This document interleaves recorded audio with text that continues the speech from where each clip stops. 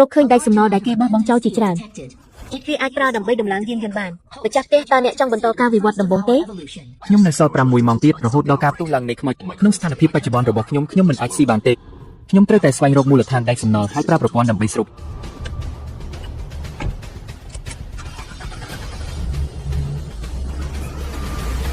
អានោះអាក្រក់នោះមិនបានយកអីវ៉ាន់របស់វាផងវាបើកឡានចាស់នោះចេញទៅខ្ញុំខ្នល់ថាលុយដែលវាមានមិនគ្រប់គ្រាន់ដើម្បីចាក់សាំទុំបារម្ភពីវាអីវាគ្រាន់តែជាមនុស្សខ្ជិលច្រអូសបើគ្មានពួកយើងទេវានឹងត្រឡប់មកអង្វរពួកយើងវិញនៅពេលដែលវាអត់ឃ្លាននៅខាងក្រៅខ្ញុំបានផ្ដល់ឱកាសឲ្យវាអាត្មានិយមពេកហើយមិនចេះគិតគូរចាប់ពីថ្ងៃនេះទៅគ្មាននរណាម្នាក់ទទួលទូរស័ព្ទ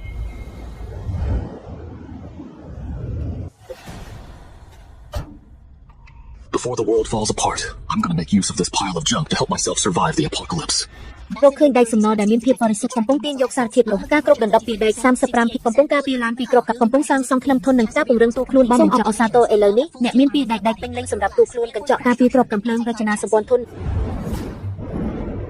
បាក់មើលពន្លឺអូរ៉ូរ៉ាពណ៌ស្វាយដ៏ស្រស់ស្អាតជាវាជាប្រផ្នូលពីស្នេហា Brandon នឹងឈ្នះខ្ញុំនោះនៅយូរហើយតែមិនដែលឃើញអ្វីដូចនេះទេក្មេងកំសត់នោះប្រកាសជាកំពុងរងទុក្ខនៅក្រោមស្ពានណាមួយឥឡូវនេះ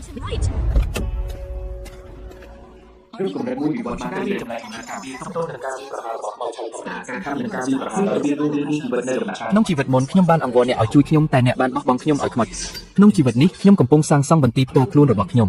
ចាំមើលអ្នកណាអាចរស់រានដល់ទីបញ្ចប់អូអត់រេ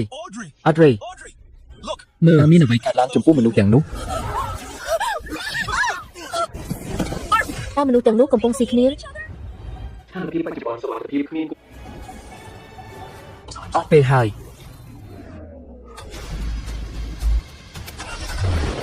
ជានរកបានបើកហើយខ្ញុំត្រៀមខ្លួនរួចរាល់ហើយ